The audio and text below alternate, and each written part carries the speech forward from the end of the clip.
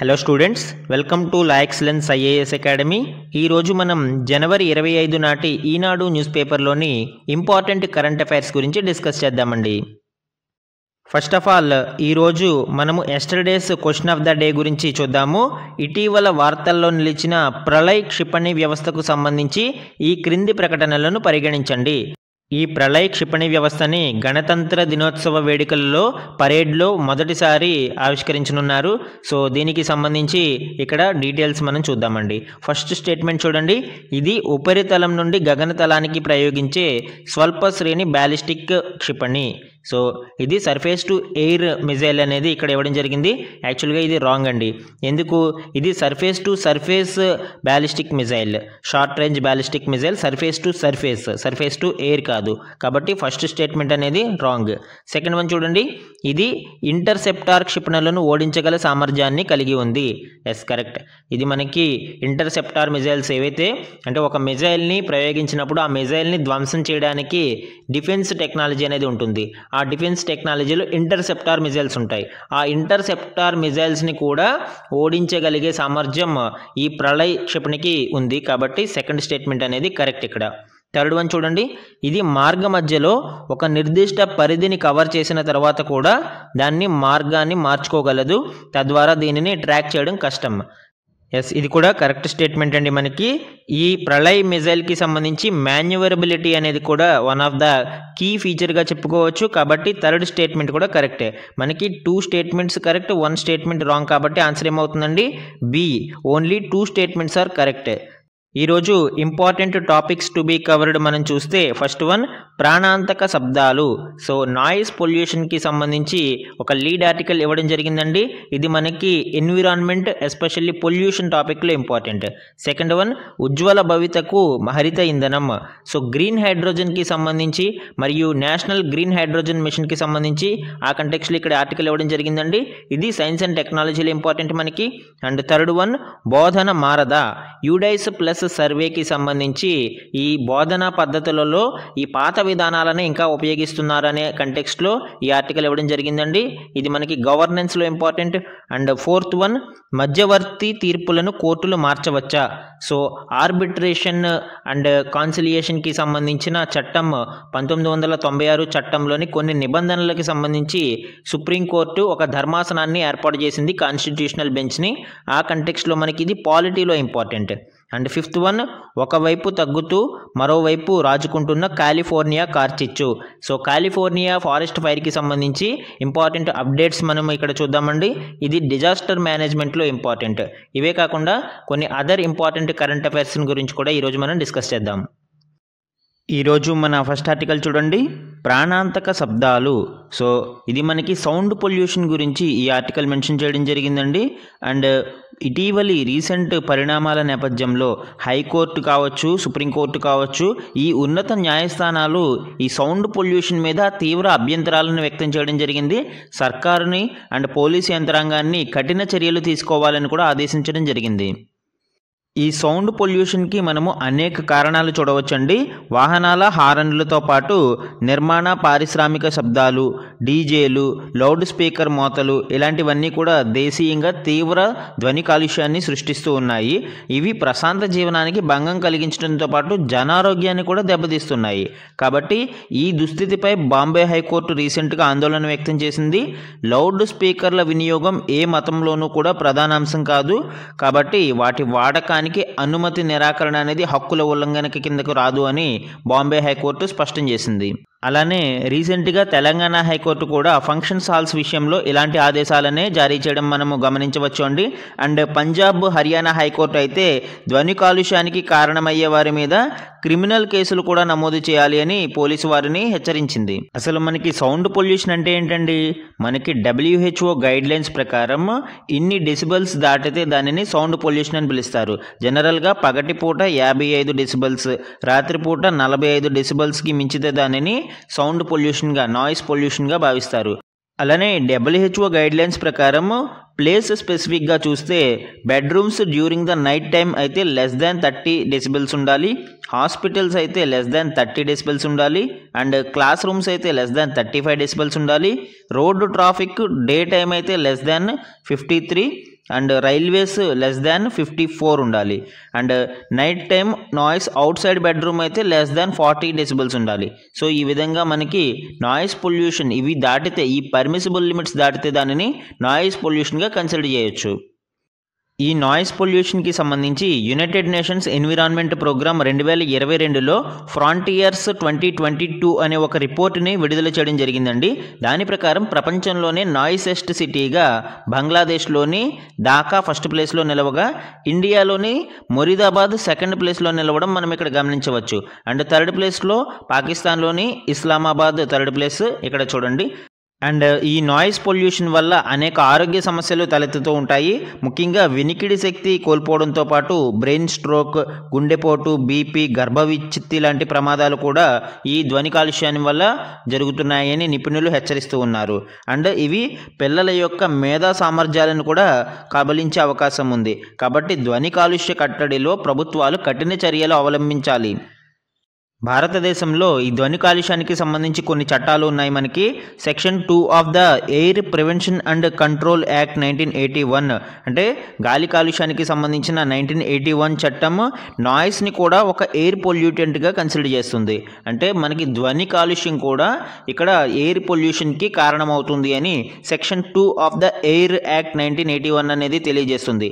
అలానే noise pollution and its sources are regulated under the Noise Pollution Regulation and Control Rules 2000 under the Environment Protection Act 1986. So Environment Protection పర్యావరణ సంరక్షణ చట్టం 1986లోని Noise Pollution Regulation and Control Rules 2000 ద్వారా noise pollution మరియు వాటి యొక్క sources అనేవి control చేయబడతాయి, రెగ్యులేట్ చేయబడతాయి. ఈ నిబంధనలు ఉన్నప్పటికీ కూడా ఇవి సక్రమంగా అమలు కావటం లేదు. దీనివలన రోజు రోజుకి మనకి ధ్వని కాలుష్యం అనేది తీవ్ర రూపం దాలుస్తుంది. కాబట్టి మనము వీలైనంత తగిన చర్యలని వెంటనే తీసుకోవాల్సిన అవసరం ఎంతైనా ఉంది. ముఖ్యంగా మనము విద్యుత్ వాహనాలను విరివిగా ప్రోత్సహిస్తే ధ్వని కాలుష్యాన్ని కొంతమేరకు నివారించవచ్చు. అలానే వాణిజ్య, పారిశ్రామిక భవనాలలో సౌండ్ ప్రూఫ్ వ్యవస్థలను ఏర్పాటు చేయాలి. అలానే తక్కువ శబ్దాలు వెలువరించే యంత్రాల రూపకల్పనపై దృష్టి సారించాలి. దానితో పాటు డీజేలు, లౌడ్ స్పీకర్ల విషయంలో న్యాయస్థానాల ఉత్తర్వులు పూర్తిగా అమలు చేయాలి. అంటే మనకి కొన్ని విషయాలలో చాలా ఉదాసీనంగా వ్యవహరించడం జరుగుతుంది. ఎస్పెషల్లీ లౌడ్ స్పీకర్ల విషయంలో ఈ నిబంధనలు అనేవి పాటించకపోవడం మనం గమనించవచ్చు. కాబట్టి వీటి మీద కూడా కఠిన చర్యలని తీసుకోవాల్సిన అవసరం ఎంతైనా ఉంది. మన నెక్స్ట్ ఆర్టికల్ చూడండి, ఉజ్వల భవిష్యత్తుకు హరిత ఇంధనం. సో ఇక్కడ ముఖ్యంగా గ్రీన్ హైడ్రోజన్ గురించి, అలానే భారత ప్రభుత్వం తీసుకువచ్చిన నేషనల్ గ్రీన్ హైడ్రోజన్ మిషన్ గురించి ఈ ఆర్టికల్లో డిస్కస్ చేయడం జరిగింది. ఇక్కడ ఆ డీటెయిల్స్ చూద్దామండి. స్వచ్ఛ ఇంధన వనరుల దిశగా భారత్ వడివడిగా అడుగులు వేస్తుంది. ఇందులో ఆంధ్రప్రదేశ్లోని పూడిమడకలో 1.85 లక్షల కోట్లతో ఎన్టీపీసీ నిర్మించబోయే గ్రీన్ హైడ్రోజన్ ప్రాజెక్టు కీలకంగా మారనుంది. పలు ప్రభుత్వ రంగ సంస్థలతో పాటు ప్రైవేటు కంపెనీలు కూడా ఈ గ్రీన్ హైడ్రోజన్ ఉత్పత్తి రంగంలోకి దిగుతున్నాయి. అసలు గ్రీన్ హైడ్రోజన్ అంటే ఏంటండి? ఈ హైడ్రోజన్ తయారీ యొక్క ప్రాసెస్ మరియు దాని యొక్క సోర్సెస్ను బట్టి మనము డిఫరెంట్ కలర్స్గా ఈ హైడ్రోజన్ని క్లాసిఫికేషన్ చేయడం జరిగిందండి. ఇక్కడ చూడండి, కోల్ని ఉపయోగించి కోల్ గ్యాసిఫికేషన్ ప్రక్రియ ద్వారా ఉత్పత్తి చేసే హైడ్రోజన్ని బ్లాక్ ఆర్ బ్రౌన్ హైడ్రోజన్ అని పిలుస్తాము. యాక్చువల్గా మనకి ఓవరాల్ హైడ్రోజన్ ప్రొడక్షన్లో ఈ బ్లాక్ హైడ్రోజన్నే ఎక్కువ షేర్ కలిగి ఉంది ప్రజెంట్. అండ్ న్యాచురల్ గ్యాస్ని ఉపయోగించి మీథేన్ రిఫార్మేషన్లో ఉత్పత్తి చేసే దానిని గ్రే హైడ్రోజన్ అని పిలుస్తారు. ఫాసిల్ ఫ్యూయల్స్ని ఉపయోగించి coal gasification and methane reformation with CCUS technology, అంటే carbon capture, storage and utilisation. So ఈ CCUS టెక్నాలజీ ద్వారా ఉత్పత్తి చేసే హైడ్రోజన్ మనము బ్లూ హైడ్రోజన్ అని పిలుస్తాం. సో ఈ బ్లూ హైడ్రోజన్ యాక్చువల్గా ఈ బ్లాక్ ఆర్ బ్రౌన్ హైడ్రోజన్ కంటే కొంత క్లీన్గానే చెప్పవచ్చు, ఎందుకంటే కార్బన్ క్యాప్చర్ అనేది ఇందులో జరుగుతుంది కాబట్టి. అండ్ మీథేన్ని ఉపయోగించి చేసి పైరాలిసిస్ ప్రాసెస్లో చేసే దానిని మనము టర్కైజ్ హైడ్రోజన్ అని పిలుస్తాము. అండ్ ఎలక్ట్రోలైసిస్ ప్రాసెస్ ద్వారా, అంటే విద్యుత్ విశ్లేషణ, జల విద్యుత్ విశ్లేషణ ప్రక్రియ ద్వారా మనము న్యూక్లియర్ ఎనర్జీని ఉపయోగించి ఉత్పత్తి చేసే దానిని పింక్ హైడ్రోజన్ అని, రెన్యూవబుల్ ఎనర్జీస్ని ఉపయోగించే దానిని గ్రీన్ హైడ్రోజన్ అని పిలుస్తారు. సో ఓన్లీ న్యూక్లియర్ ఎనర్జీ అయితే మనకి పింక్ హైడ్రోజన్ అని చెప్పుకోవచ్చు. అండ్ రెన్యూవబుల్ ఎనర్జీస్ని ఉపయోగించి ఎలక్ట్రోలైసిస్ ప్రాసెస్ ద్వారా ఉత్పత్తి చేసే దానిని గ్రీన్ హైడ్రోజన్ అని పిలుస్తారు. సో గ్రీన్ హైడ్రోజన్ మరియు పింక్ హైడ్రోజన్ని మనము క్లీన్ హైడ్రోజన్ ఎనర్జీస్గా చెప్పవచ్చు. ఈ గ్రీన్ హైడ్రోజన్ అనేది క్లీన్ ఎనర్జీ సోర్సే అయినప్పటికీ కూడా దీనిలో అనేక సమస్యలు మరియు సవాళ్లు ఉన్నాయండి. ముఖ్యంగా 1 కిలో బ్లూ లేదా గ్రే హైడ్రోజన్ తయారీకి $1.9 నుంచి $2.4 వ్యయం అయితే, అదే స్థాయిలో గ్రీన్ హైడ్రోజన్ తయారు చేయాలి అంటే $3.5 నుంచి $5.5 ఖర్చు అవుతుంది. అంటే మనకి కాస్ట్ ఆఫ్ ప్రొడక్షన్ అనేది చాలా రెట్లు పెరిగిపోతుంది. దీనికి రీజన్ ఏంటండి? ఈ జల విద్యుత్ విశ్లేషణకి అవసరమైన ఎలక్ట్రోలైజర్లు, మెంబ్రెయిన్లు, కంప్రెషర్స్ వంటి సాధనాలని విదేశాల నుంచి దిగుమతి చేసుకోవాల్సి రావడమే ఇక్కడ ప్రధాన కారణంగా చెప్పుకోవచ్చు. వీటిని మనము ఇండియాలోనే ప్రొడక్షన్ చేయగలిగితే ఖర్చుని కొంతవరకు తగ్గించగలుగుతామండి. భారతదేశంలో ఈ గ్రీన్ హైడ్రోజన్ ప్రొడక్షన్ని ఇంక్రీజ్ చేయాలనే ఉద్దేశంతో union cabinet national green hydrogen మిషన్కి ఆమోదముద్ర వేసింది. దీనికి సుమారు 19,744 కోట్ల రూపాయలని బడ్జెట్ కేటాయించారు. అలాగే 2030 నాటికి కొన్ని టార్గెట్స్ని ఫిక్స్ చేయడం జరిగిందండి. దీని ప్రకారం అట్లీస్ట్ 5 మిలియన్ మెట్రిక్ టన్స్ ప్రతి ఏటా గ్రీన్ హైడ్రోజన్ని ఉత్పత్తి చేయాలి. అలానే 60-100 గిగావాట్స్ ఎలక్ట్రోలైజర్ కెపాసిటీని మనము ఇంక్రీజ్ చేయాలి. And 125 gigawatts renewable energy capacity for green hydrogen gas generation and associated transmission నెట్వర్క్ని ఏర్పాటు చేయాలి. ఇవి ఈ నేషనల్ గ్రీన్ హైడ్రోజన్ మిషన్ యొక్క లక్ష్యాలుగా చెప్పుకోవచ్చు. దీనివలన లాభాలు చూడండి. ఈ గ్రీన్ హైడ్రోజన్ ప్రొడక్షన్ అండ్ ఈ national green hydrogen mission successful అయితే మనకి 1,00,000 crore ఇంపోర్ట్ సేవింగ్స్ అనేవి జరుగుతాయి. ఎందుకు? మనము పెట్రోలియం ప్రొడక్ట్స్ మీద డిపెండ్ అయ్యే అవకాశం తగ్గిపోతుంది. అండ్ 1,00,000 crore ఇంపోర్ట్స్ అనేవి సేవింగ్ చేయగలుగుతాము. అండ్ అలానే 50 million metric tons carbon dioxide annual emissions అనేవి అవర్ట్ అవుతాయి. సుమారు 50 మిలియన్ మెట్రిక్ టన్నుల CO2 గ్యాసెస్ ఈ ఎమిషన్స్ అనేవి తగ్గుతాయండి. అండ్ 6 lakh జాబ్స్ అనేవి క్రియేట్ అవుతాయి. 8 lakh crore ఇన్వెస్ట్మెంట్ అనేది అట్రాక్ట్ చేయగలుగుతాము. సో ఇవన్నీ మనకి నేషనల్ గ్రీన్ హైడ్రోజన్ మిషన్ యొక్క బెనిఫిట్స్గా చెప్పుకోవచ్చు. అలానే వే ఫార్వర్డ్ ఏంటండి? ఈ గ్రీన్ హైడ్రోజన్కి సంబంధించి ముందున్న మార్గం ఏంటి? అసలు గ్రీన్ హైడ్రోజన్ తయారు అవ్వాలి అంటే రెన్యూవబుల్ ఎనర్జీస్ అనేవి కావాలి. సో రెన్యూవబుల్ ఎనర్జీ పునరుత్పాదక శక్తి వనరుల మీద భారత ప్రభుత్వం దృష్టి సారించాలి. అడిషనల్గా 100 to 125 గిగావాట్స్ విద్యుత్ సామర్థ్యాన్ని, ఈ పునరుత్పాదక విద్యుత్ ఉత్పత్తి సామర్థ్యాన్ని పెంపొందించుకోవడం ద్వారా మనము గ్రీన్ హైడ్రోజన్ మీద దృష్టి సారించడానికి అవకాశం ఉంటుంది. అలానే ఈ గ్రీన్ హైడ్రోజన్ ప్రొడక్షన్ ప్రాసెస్లో ఎలక్ట్రోలైసిస్కి అవసరమైన మెటీరియల్స్ ఏవైతే ఉన్నాయో, electrolysers and compressors and membranes, ఇలాంటివన్నీ కూడా మనము దేశీయంగా అభివృద్ధి చేయగలిగితే ఈ ప్రొడక్షన్ కాస్ట్ని తగ్గించగలిగే అవకాశం ఉంటుంది. భారత ప్రభుత్వం 2030 కల్లా పునరుత్పాదక ఇంధన వనరుల ద్వారా 500 గిగావాట్ల విద్యుత్ ఉత్పత్తిని సాధించాలని ఒక టార్గెట్ పెట్టుకోవడం జరిగిందండి. పంచామృత్ గోల్స్లో ఒక గోల్గా దీనిని ఫిక్స్ చేయడం జరిగింది. ఈ లక్ష్యాలను సాధించాలి అంటే గ్రీన్ హైడ్రోజన్ ప్రొడక్షన్ అనేది తప్పనిసరి. కాబట్టి ప్రభుత్వాలు ఈ గ్రీన్ హైడ్రోజన్ మీద ప్రత్యేక దృష్టి సారించాల్సిన అవసరం ఉంది. మన నెక్స్ట్ ఆర్టికల్ చూడండి. బోధన మారదా? సో మారుతున్న కాలానికి అనుగుణంగా నాణ్యమైన అధునాతన విద్యను బోధించాలి అంటే పాఠశాలలలో కంప్యూటర్ల వినియోగం తప్పనిసరి. వాటి సాయంతో మనము ఆయా పాఠ్యాంశాలకి సంబంధించిన దృశ్యాలను చూపిస్తూ కూలంకషంగా చదువును చెప్పడానికి అవకాశం ఉంటుంది. అంటే మనకి విజువల్ అనేది చాలా పవర్ఫుల్ మీడియంగా ఉపయోగపడుతుందండి. అంటే లిజనింగ్ యాక్టివిటీ అనేది ఉపయోగపడినా కూడా విజువల్ అనేది చాలా పవర్ఫుల్ యాక్టివిటీ. కాబట్టి పాఠశాలలలో ఈ కంప్యూటర్స్ని ఎస్టాబ్లిష్ చేయడం ద్వారా మనము పిల్లలకి విజువల్స్ని చూపిస్తూ విద్యాబోధన చేయడానికి అవకాశం ఉంటుంది.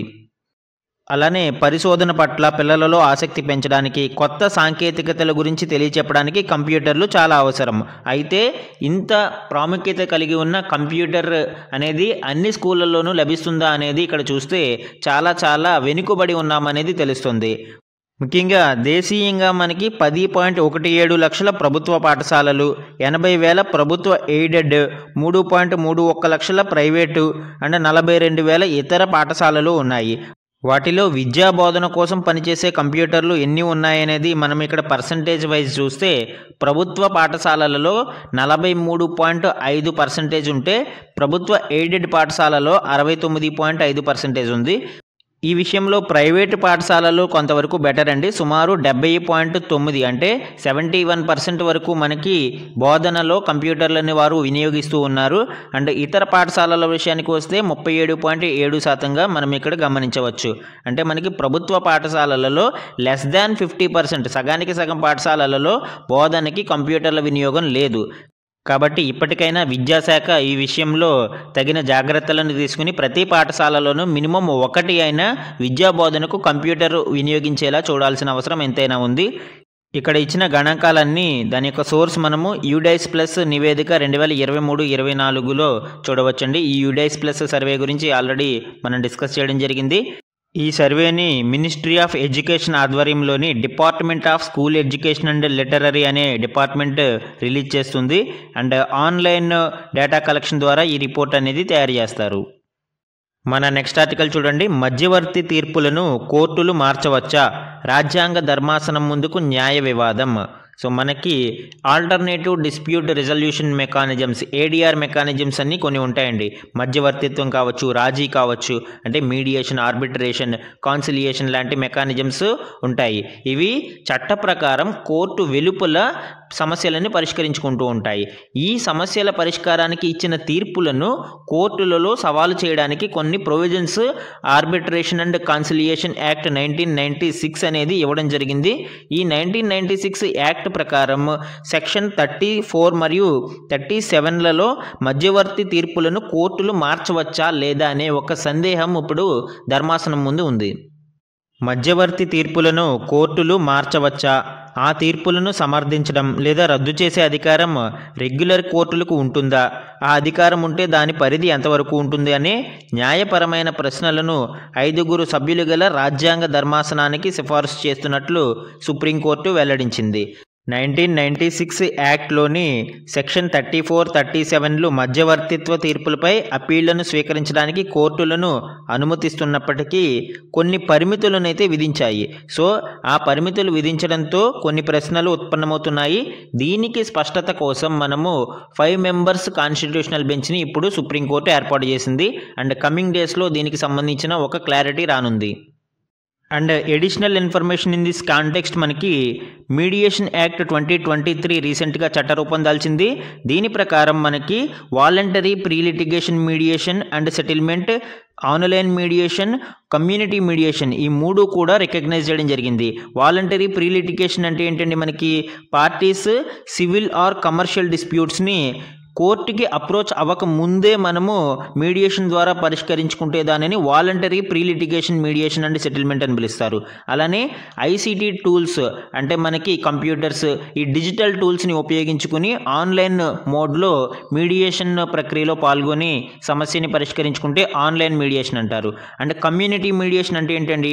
To resolve disputes within local communities to maintain peace and harmony. మనకి కొన్ని రచ్చబండల లాంటి కార్యక్రమాలు ఉంటాయి. సో అక్కడ చిన్న చిన్న సమస్యలకి పరిష్కారాలు లభిస్తాయి. సో ఇవన్నీ కూడా మనకి ఈ మీడియేషన్ యాక్ట్ 2023లో గుర్తించడం జరిగింది. దీనికి రెగ్యులేటరీ అథారిటీ ఎవరండి? Mediation Council of India MCI to promote mediation to ensure adherence to standards and accreditation of mediators and mediation service providers. అంటే ఈ మీడియేషన్ని ప్రమోట్ చేయడము మరియు మధ్యవర్తులకి గుర్తింపును ఇవ్వడం కోసం, మధ్యవర్తులు ఎవరు పడితే వారు చేయకుండా కొంతమందిని స్టాండర్డ్స్ మరియు అక్రిడిటేషన్ ఆధారంగా గుర్తింపు సంఖ్యలను ఇవ్వడం కోసం ఈ మీడియేషన్ కౌన్సిల్ ఆఫ్ ఇండియాని ఏర్పాటు చేయడం జరిగింది. ఈ మధ్యవర్తిత్వం లేదా మీడియేషన్ అనేది టైం బౌండ్ ప్రక్రియ అండి. Mediation must be completed with in 120 days. అలానే can be extended to another 60 days with the consent of the parties. ఒకవేళ ఇంకొంచెం సమయం అవసరమైతే అన్ని పార్టీల యొక్క కన్సెంట్ తీసుకుని ఇంకొక 60 రోజుల వరకు పొడిగించుకోవడానికి అవకాశం ఉంది. అంటే మస్ట్ అండ్ షుడ్గా 180 రోజుల లోపు ఖచ్చితంగా పూర్తి అవ్వాలి ఓవరాల్గా మనం ఇక్కడ చూస్తే. అండ్ లీగల్ స్టేటస్ వచ్చి మనకి ఇక్కడ it is binding and enforceable like court judgments. Court judgments ఏ విధంగా అయితే అమలు చేయబడతాయో ఈ మీడియేషన్ సెటిల్మెంట్ అగ్రిమెంట్స్ కూడా అదే విధంగా అమలు చేయబడాలి. Code of Civil Procedure 1908, Arbitration and Conciliation Act 1996, Companies Act 2013, Consumer Protection Act 2019. So ఇవన్నీ కూడా ఈ మీడియేషన్కి బ్యాకింగ్ అందిస్తూ ఉన్నాయండి. అండ్ ఈ మీడియేషన్ యాక్ట్ 2023 అనేది ఇందులో మేజర్ గేమ్ చేంజర్గా చెప్పుకోవచ్చు. ఈ ఆల్టర్నేటివ్ డిస్ప్యూట్ రిజల్యూషన్ మెకానిజమ్స్ ద్వారా కోర్టు మీద భారం అనేది తగ్గుతుంది. పెండింగ్ కేసెస్ అనేవి తగ్గుముఖం పడతాయండి. Out of the court settlements జరగడం వలన, దానికి స్టాట్యూటరీ బ్యాకింగ్ ఉండడం వలన మనకి జ్యుడిషియల్ పెండెన్సీ అనేది కొంతమేర తగ్గే అవకాశం ఎంతైనా ఉంది. మన నెక్స్ట్ ఆర్టికల్ చూడండి. ప్రచారంలో విభజనవాదం వద్దు, సిఈసి. జనవరి 25న నేషనల్ ఓటర్స్ డే సందర్భంగా చీఫ్ ఎలక్షన్ కమిషనర్ గారు ఈ సందేశాన్ని ఇవ్వడం జరిగిందండి. ఎన్నికల ప్రచారం సమాజంలో విధ్వంసం, విభజన సృష్టించేదిగా ఉండకూడదు అని ప్రధాన ఎన్నికల కమిషనర్ రాజీవ్ కుమార్ అన్నారు. యువత ఎన్నికల పట్ల విముఖత చూపేందుకు దారితీసే నిరాధార ప్రచారాలకు దూరంగా ఉండాలి అని ఆయన 15వ జాతీయ ఓటరు దినోత్సవ సందేశంలో పేర్కొన్నారు. ప్రపంచంలో విభజన ఆధారంగా జరిగే ఎన్నికల ప్రచారాలు పెచ్చిమేరుతున్నాయని, ఎన్నికలలో విదేశీ శక్తుల ప్రమేయము, సైబర్ భద్రతకు సంబంధించిన సవాళ్లు పెరిగిపోయాయి అని ఆయన అన్నారు. 1950లో జనవరి 25వ తేదీన ఎలక్షన్ కమిషన్ ఆఫ్ ఇండియాని ఎస్టాబ్లిష్ చేసిన నేపథ్యంలో ప్రతి ఏటా జనవరి 25వ తేదీన నేషనల్ ఓటర్స్ డేని నిర్వహించడం జరుగుతుంది. 15 సంవత్సరాలుగా ఈ కార్యక్రమం జరుగుతుంది. ఈ కంటెక్స్ట్లో అడిషనల్గా మనము మోడల్ కోడ్ ఆఫ్ కండక్ట్ని గురించి కూడా తెలుసుకోవాల్సిన అవసరం ఉందండి. ముఖ్యంగా ఎన్నికల ప్రచారంలో ఈ ఎంసీసీ అనేది చాలా కీలకమైన టూల్గా ఉపయోగపడుతుంది. ఈ ఎంసీసీ పోల్ షెడ్యూల్ అనౌన్స్ చేసిన ఇమీడియట్గా అమలు అవుతుంది. అలానే రిజల్ట్స్ వచ్చే వరకు కూడా ఇది అమలులో ఉంటుంది. అండ్ దీనికి సంబంధించి కొన్ని కీ రెస్ట్రిక్షన్స్ చూస్తే, government should not use it's official position for campaigning. So ఎన్నికల ప్రచారంలో ప్రభుత్వం తన అధికారాన్ని ఉపయోగించుకోకూడదు. అలానే ఏ విధమైన కొత్త పాలసీ కానీ స్కీమ్ని కానీ అనౌన్స్ చేయకూడదు ఓటర్స్ని ఇన్ఫ్లుయెన్స్ చేయడానికి. అండ్ ఎన్నికలకి సంబంధించిన అడ్వర్టైజ్మెంట్స్ కోసం పబ్లిక్ ఎక్స్చెకర్, ప్రభుత్వ ఖజానా నుంచి ఉపయోగించుకోకూడదు. అండ్ మినిస్టర్స్ కూడా ఎలక్షన్ వర్క్లో అఫీషియల్ టూర్స్ని మెయింటైన్ చేయకూడదు, అఫీషియల్ విజిట్స్ అనేవి కంబైన్ చేయకూడదు. అలానే ఎలక్షన్స్కి సంబంధించిన మీటింగ్స్ని నిర్వహించుకోవడం కోసం ప్రభుత్వంలో ఉండే పార్టీకి ఏవైతే ఫెసిలిటీస్ కల్పిస్తున్నారో, ప్రతిపక్షంలో ఉండే వాటికి కూడా అలాంటి కండిషన్స్ అండ్ వాళ్ళకి కూడా అవే ఫెసిలిటీస్ కల్పించాలి. అంటే ప్రభుత్వంలో ఉండే రూలింగ్ పార్టీకి స్పెషల్ ట్రీట్మెంట్ ఇవ్వకూడదు. అయితే ఈ మోడల్ కోడ్ ఆఫ్ కండక్ట్కి ఏదైనా చట్టబద్ధత ఉందా అనేది చూస్తే మనకి ఏ విధమైన స్టాట్యూటరీ బ్యాకింగ్ లేకపోయినప్పటికీ కూడా some provisions of Indian penal code 1860, code of criminal procedure 1973 and representation of the people act 1951, so ప్రజా ప్రాతినిధ్య చట్టం 1951 కావచ్చు, అండ్ ఇండియన్ పీనల్ కోడ్ 1860 కావచ్చు, కోడ్ ఆఫ్ క్రిమినల్ ప్రొసీజర్ 1973 కావచ్చు. సో ఈ చట్టాల ద్వారా ఎన్నికలలో ఏవైనా మిస్మేనేజ్మెంట్ జరిగినప్పుడు వాళ్ళని అదుపులోకి తీసుకోవడానికి, ఈ వయోలేషన్ ఆఫ్ ఎంసీసీ జరిగినప్పుడు అదుపులోకి తీసుకోవడానికి అవకాశం ఉంటుంది. మన నెక్స్ట్ ఆర్టికల్ చూడండి. ఒకవైపు తగ్గుతూ మరోవైపు రాజుకుంటున్న కాలిఫోర్నియా కార్చిచ్చు. సో రీసెంట్గా మనకి కాలిఫోర్నియాలో ఫారెస్ట్ ఫైర్స్ అవుట్ బ్రేక్ అవ్వడం మనం చూసాము. సో దీనికి సంబంధించి చాలా మెజర్స్ తీసుకుంటున్నప్పటికీ కూడా ఇంకా అవి అదుపులోకి రావడం లేదు. ఈ ఫారెస్ట్ ఫైర్కి సంబంధించి రీజన్స్ మనం చూస్తే ముఖ్యంగా 3 ఇంపార్టెంట్ రీజన్స్ తెలియజేస్తున్నారండి. ఒకటి extreme dry weather. So dry weather అనేది ఒక కారణంగా చెప్తూ ఉన్నారు. మనకి 2022-23 సంవత్సరాలలో ఈ సీజన్లో వెట్ వెదర్ అనేది ఉండడం వలన అక్కడ వెజిటేషన్ అంటే పచ్చదనం ఎక్కువగా పెరిగింది. అయితే 2024లోని ఎక్స్ట్రీమ్ డ్రై సీజన్ కారణంగా ఈ చెట్లన్నీ కూడా ఎండిపోవడం జరిగింది. అండ్ వన్స్ ఫైర్ అనేది అవుట్ బ్రేక్ అయిన వెంటనే ఈ డ్రై వెజిటేషన్ వలన చాలా ఎక్కువ మొత్తంలో, ఎక్కువ విస్తీర్ణంలోని ఈ అడవులన్నీ కూడా తగలబడడం మనం గమనించవచ్చు. అండ్ సెకండ్ వన్ వచ్చి శాంటా అనా విండ్స్. సో ఈ శాంటా అనా విండ్స్ అనేవి మనకి కాలిఫోర్నియాలో విస్తృతంగా వీస్తూ ఉంటాయి. డిసెంబర్ సీజన్కి వచ్చేటప్పటికి జనరల్గా ఇక్కడ ఉధృతంగా ఉన్నప్పటికీ కూడా ఈ సీజన్లో 2024లో వీటి తీవ్రత అనేది చాలా ఎక్కువగా ఉంది. అప్పుడు ఏం జరుగుతుందండి, ఆల్రెడీ మనకి వెజిటేషన్ చాలా డ్రైగా ఎండిపోయి ఉంది. అండ్ ఈ గాలులు ఉధృతంగా వీస్తూ ఉండడం వలన ఈ చెట్లు ఒకదానికొకటి రాపిడికి గురయ్యి ఒక ఫైర్ అవుట్ బ్రేక్ అనేది జరుగుతుంది. అండ్ ఆల్రెడీ ఈ చెట్లు చాలా ఎండిపోయి ఉండడం కారణంగా ఈ ఫైర్ అంతా మొత్తం అడవులంతా కూడా విస్తరించిపోయింది. అండ్ థర్డ్ వన్ వచ్చి క్లైమేట్ చేంజ్ కూడా మనము ఒక రీజన్గా చెప్పవచ్చు. ఇక్కడ చూడండి, క్లైమేట్ చేంజ్ కారణంగా టెంపరేచర్స్ పెరిగిపోయి స్నో అనేది ఎక్కువగా మెల్ట్ అవుతూ ఉంటుంది. ఈ స్నో త్వరగా మెల్ట్ అవ్వడం వల్ల ఏం జరుగుతుందండి, ఈ ఫారెస్ట్స్ అనేవి ఎక్కువ కాలం డ్రై కండిషన్స్కి ఎక్స్పోజ్ అవుతాయి. ఈ కారణం చేత మనకి ఫారెస్ట్ ఫైర్స్ అనేది అవుట్ బ్రేక్ అవ్వడానికి ఎక్కువ ఛాన్సెస్ అనేవి ఉంటాయి. అలానే ఈ డ్రై కండిషన్స్ కారణంగా అవుట్ బ్రేక్ అయిన వెంటనే కూడా అది వర్స్ కండిషన్కి వెళ్ళిపోతుంది, అంటే అన్కంట్రోలబుల్గా మారిపోతుంది. సో ఇదే మనము ఈ కాలిఫోర్నియా ఫారెస్ట్ ఫైర్కి కారణాలుగా చెప్పుకోవచ్చు. అండ్ సమ్ ఇంపార్టెంట్ వన్ లైనర్స్ని ఇక్కడ చూడండి. చెస్ స్టార్ దొమ్మరాజు గుకేష్ తాజా ఫిడే ర్యాంకింగ్స్లో 2784 రేటింగ్ పాయింట్లతో 4వ స్థానంలో నిలిచాడు. టాటా స్టీల్ చెస్ టోర్నీలో 2వ విజయాన్ని అందుకున్న గుకేష్ రేటింగ్ను కూడా మెరుగుపరుచుకున్నాడు. ఈ క్రమంలో భారత్ తరపున మెరుగైన ర్యాంకులో ఉన్న అర్జున్ ఇరిగేసిని కూడా ఆయన అధిగమించాడు. ఈ ర్యాంకింగ్లో నార్వే దిగ్గజ ఆటగాడు మాగ్నస్ కార్ల్సన్ 2832.5 పాయింట్లతో అగ్రస్థానంలో ఉన్నాడు. అండ్ అమెరికా ప్లేయర్లు హికారు నకమురా మరియు ఫ్యాబియానో కరువానా కూడా తర్వాత స్థానాలలో నిలిచారు. నెక్స్ట్ వన్ చూడండి. ప్రకృతి వైపరీత్యాలను ఎదుర్కోవడంలో నిస్వార్థంగా సేవ చేసిన సంస్థలు, వ్యక్తులకు కేంద్ర హోంశాఖ ప్రదానం చేసే సుభాష్ చంద్రబోస్ ఆపదా ప్రబంధన్ పురస్కార్ 2025ని హైదరాబాదులోని ఇన్కాయిస్ సంస్థకు ఇవ్వడం జరిగింది. ఈ అవార్డుకి ఎంపికైన సంస్థలకు 55 లక్షలు నగదు ధ్రువపత్రము, వ్యక్తులకైతే 5 లక్షల నగదు ధ్రువపత్రం అందిస్తారు. Next one. ఎన్నికల సంఘం 2025 జనవరి 22న విడుదల చేసిన గణాంకాల ప్రకారం దేశంలో ఓటర్ల సంఖ్య 99.1 కోట్లకు చేరింది. 2024లో జరిగిన లోక్సభ ఎన్నికల సందర్భంగా 96.88 కోట్ల మంది ఓటర్లుగా నమోదయ్యారు.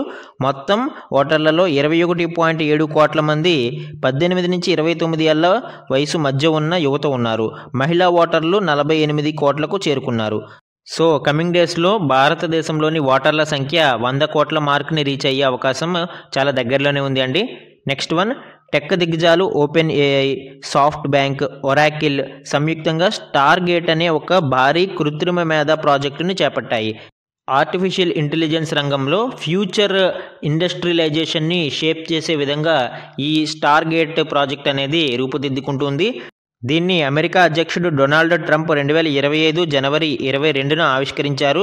ఈ వెంచర్ ద్వారా ప్రాణాంతక క్యాన్సర్ను నయం చేసే ప్రయోగాలను, ఇతర నూతన ఆవిష్కరణలను చేయనున్నారు. అంటే ఇక్కడ మెడికల్ ఫీల్డ్లో కూడా మనము ఆర్టిఫిషియల్ ఇంటెలిజెన్స్ని ఉపయోగించుకోవడానికి అండ్ ఇండస్ట్రియల్ ప్రాసెస్లో కూడా మనము ఆర్టిఫిషియల్ ఇంటెలిజెన్స్ ద్వారా నూతన విధానాలని ఆవిష్కరించడానికి ఈ స్టార్ గేట్ ప్రాజెక్ట్ అనేది సహాయపడుతుంది అండి. And last one.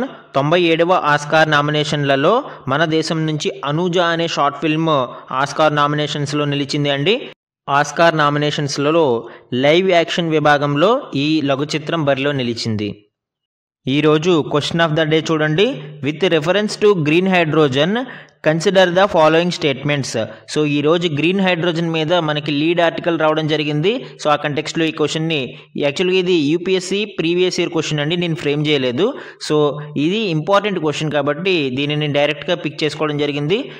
దీని యొక్క ఆన్సర్ కామెంట్ సెక్షన్లో కామెంట్ చేయండి. దీనిని నెక్స్ట్ క్లాస్లో డిస్కస్ చేద్దాం.